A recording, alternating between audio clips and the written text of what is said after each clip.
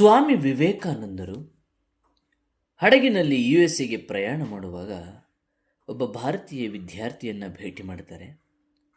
ಆ ವಿದ್ಯಾರ್ಥಿಯ ಜೊತೆ ಸ್ವಲ್ಪ ಹೊತ್ತು ಮಾತುಕತೆ ಆದ ನಂತರ ಸ್ವಾಮೀಜಿಯವರು ಹೇಳಿದರು, ನೀನು BTech ಮಾಡಬೇಕು ಅಂತ ಆಸೆ ಇಟ್ಕೊಂಡಿದ್ದೀಯಾ, ಅಧಿಕಾರಿ ಆಗ್ತೀಯಾ, ಹಣ ಸಂಪಾದನೆ ಮಾಡ್ತೀಯಾ, ಮದುವೆ ಆಗ್ತೀಯಾ, ಮಕ್ಕಳು ಮಾಡ್ಕೋತೀಯಾ, ಐಷಾರಾಮಿ ಜೀವನ ನಡೆಸ್ತೀಯ, ಆರಾಮಾಗಿ ನಿದ್ರೆ ಮಾಡ್ತೀಯ, ನಿನ್ನನ್ನು ನೀನೇ ರಕ್ಷಣೆ ಮಾಡ್ಕೊಳ್ತೀಯ, ಮತ್ತು ಕೊನೆಗೆ ಸಾಯ್ತೀಯ. ಇದು ನಿನ್ನ ಜೀವನದ ಪ್ಲ್ಯಾನಿಂಗ್. ಆದರೆ ನನಗೆ ಹೇಳು, ಪ್ರಾಣಿಗಳು ಕೂಡ ಇದೇ ಕೆಲಸಗಳನ್ನು ಮಾಡೋದಿಲ್ವೇ? ನೀನು ಹೇಳಿದ ಈ ಎಲ್ಲವೂ ಕೂಡ 4 ಸಂಗತಿಗಳು ಒಳಗೇನೆ ಬರ್ತವೆ: ತಿನ್ನೋದು, ನಿದ್ರೆ ಮಾಡೋದು, ಸಂಭೋಗ ಮಾಡೋದು ಮತ್ತು ಆತ್ಮರಕ್ಷಣೆ. Eating, sleeping, mating and defending. ನೀನು ಮಾಡಬೇಕು ಅಂತ ಬಯಸ್ತಾ ಇರೋದು ಇಷ್ಟೇ. ಆದರೆ ಅದಕ್ಕೋಸ್ಕರ BTechನ ಅವಶ್ಯಕತೆ ಏನು? ಪ್ರಾಣಿಗಳು ಕೂಡ ಇದೇ ಕೆಲಸಗಳನ್ನು ಮಾಡ್ತಾ ಇಲ್ವೇ ವಿತೌಟ್ BTech? ದೇವರು ನಿನಗೆ ಒಂದು ವಿಶೇಷ ಬುದ್ಧಿಯನ್ನು, ಅಂದರೆ ಮಾನವ ಬುದ್ಧಿಯನ್ನು ಕೊಟ್ಟಿದ್ದಾನೆ.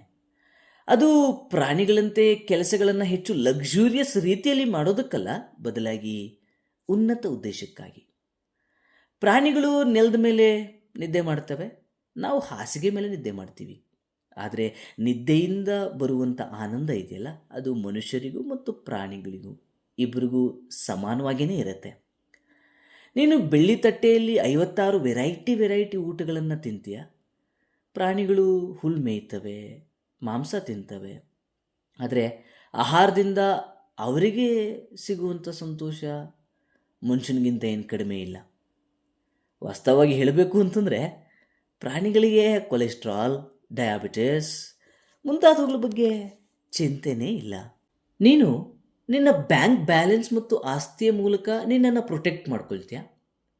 ಇನ್ನು ಪ್ರಾಣಿಗಳು ತಮ್ಮ ದಂತಗಳು, ಕೋರೆಹಲ್ಲುಗಳು ಮತ್ತು ಉಗುರುಗಳಿಂದ ತಮ್ಮನ್ನು ತಾವು ರಕ್ಷಿಸಿಕೊಳ್ತವೆ. ನಿನಗೆ ಮಕ್ಕಳಿರ್ತಾರೆ, ಪ್ರಾಣಿಗಳಿಗೂ ಇರ್ತವೆ. ವಾಸ್ತವವಾಗಿ ಪ್ರಾಣಿಗಳು ನಮಗಿಂತ ಬಹಳ ಮುಂದೆ. ಯಾಕೆಂತಂದರೆ ಅಟ್ ಎ ಟೈಮ್ 4-6 ಮಕ್ಕಳನ್ನು ನಾವು ಪಡೆದುಕೊಳ್ತವೆ. ಯೋಚನೆ ಮಾಡು, ನಾವು ಪ್ರಾಣಿಗಳನ್ನು ಹೇಗೆ ಮೀರಿಸಬಲ್ಲೆವು ಅಂತ.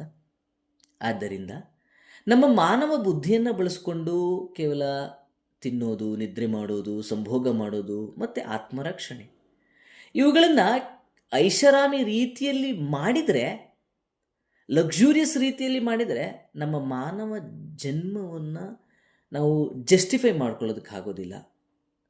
ನಮ್ಮ ಮಾನವ ಜನ್ಮಕ್ಕೆ ನಾವು ನ್ಯಾಯ ಕೊಡೋದಕ್ಕೆ ಸಾಧ್ಯವಿಲ್ಲ.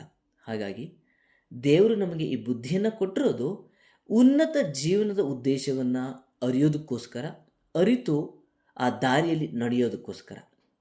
ಉತ್ತಿಷ್ಠತ ಜಾಗ್ರತ ಪ್ರಾಪ್ಯವರಾನ್ಯ ಬೋಧತ. ಏಳು, ಎದ್ದೇಳು, ಗುರಿ ಮುಟ್ಟುವ ತನಕ ನಿಲ್ಲದಿರು ಎಂದು ಹೇಳುತ್ತಾರೆ. ಇಂದು ಆ ಮಹಾನ್ ಸಂತನ ಜನ್ಮದಿನ. ಈ ಶುಭಗಳಿಗೆಯಿಂದ ನಾವೆಲ್ಲರೂ ಕೂಡ ಅಂಥ ಮಹಾನ್ ವ್ಯಕ್ತಿಗಳನ್ನು ಜೀವನದಲ್ಲಿ ಆದರ್ಶವಾಗಿ ಇಟ್ಟುಕೊಂಡು ಬದುಕಬೇಕು ಅಂತ ಹೇಳ್ತಾ ಅವರಿಗೆ ಕೃತಜ್ಞತೆಯನ್ನು ಸಲ್ಲಿಸೋಣ.